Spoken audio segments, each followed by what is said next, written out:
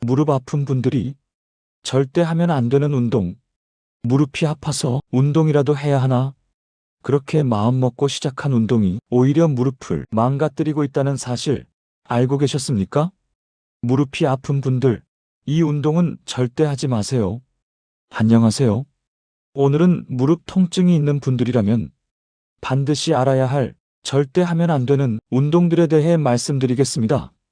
이 영상 끝까지 보시면 여러분의 무릎 건강을 지킬 수 있습니다. 무릎 통증의 오해. 병원에서는 이렇게 말합니다. 연골이 많이 닳았습니다. 퇴행성 변화가 보이네요. 그런데 정작 본인은 이렇게 생각합니다. 운동 안 해서 그런가 보다. 조금 더 참고 하면 나아지겠지. 여기서 중요한 사실 하나. 무릎이 아픈 상태에서 잘못된 운동을 계속하면 연골은 회복되지 않습니다.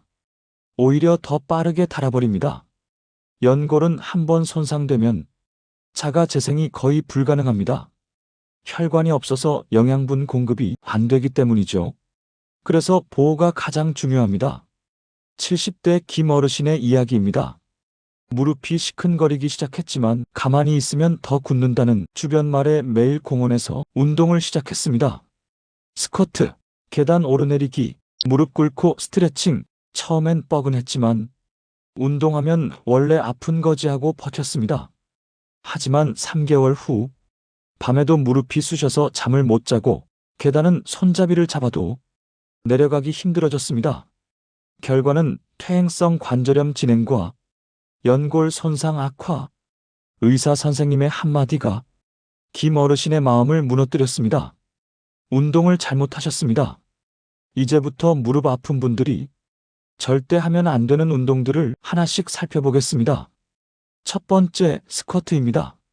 무릎 건강 운동으로 가장 많이 알려진 운동이죠. TV나 유튜브에서도 정말 많이 나옵니다. 하지만 무릎 통증이 있는 분들에게는 최악의 운동입니다. 무릎을 깊게 굽히는 순간 체중의 5배에서 7배 압력이 무릎 연골에 그대로 실립니다. 60kg 성인이라면 300kg에서 420kg의 압력이 가해지는 겁니다. 특히 90도 이상 깊게 굽힐 때 슬개골과 대퇴골 사이의 압력이 급격히 증가합니다. 이미 연골이 약해진 상태에서는 치명적이죠.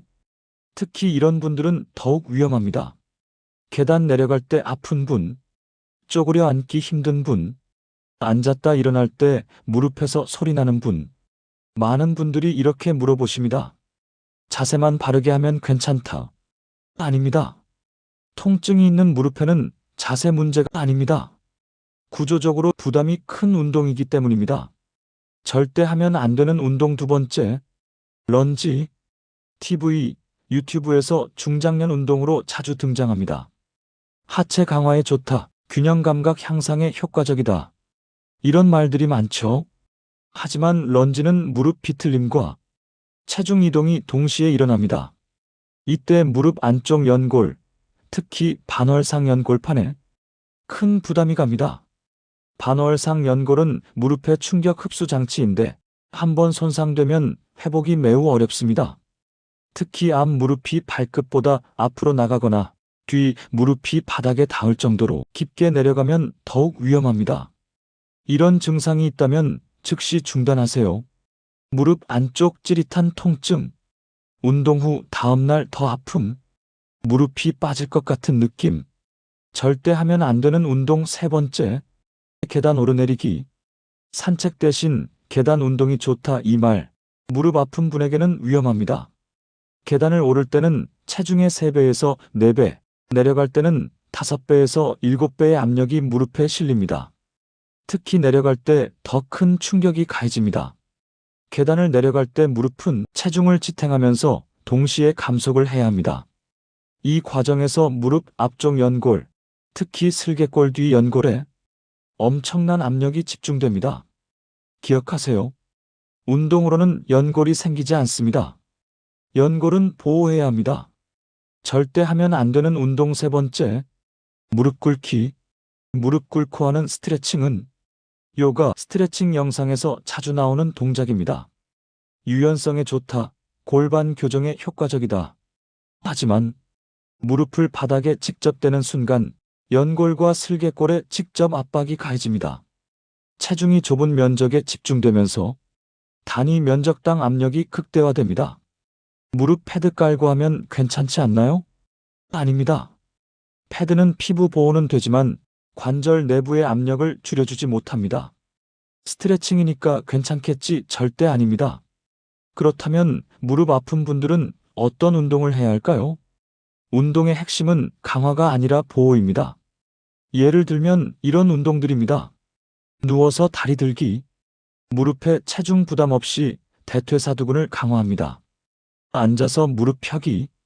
의자에 앉아 무릎만 펴는 동작으로 안전하게 근력을 키웁니다. 수영. 수영은 물의 부력으로 무릎 부담을 최소화하면서 전신 운동이 가능합니다. 실내 자전거는 무릎 각도를 크게 굽히지 않는 범위에서 심폐 기능과 근력을 함께 향상시킵니다. 중요한 것은 이겁니다.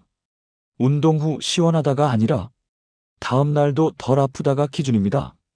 좋은 운동은 당장은 큰 변화가 없어 보여도 2, 3주 후엔 계단 오를 때 덜 아프네.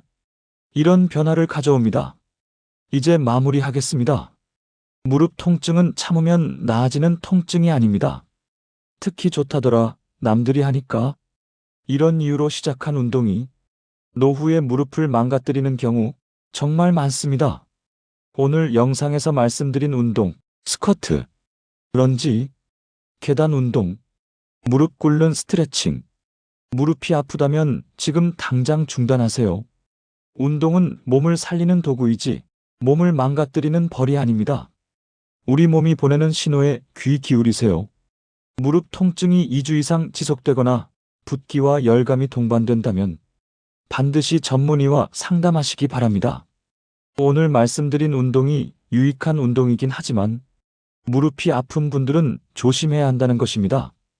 여러분의 무릎 건강 지금부터라도 제대로 지켜나가시기 바랍니다. 구독과 좋아요, 알림 설정은 당신의 무릎을 지키는 선택입니다. 다음 영상도 기대해 주세요.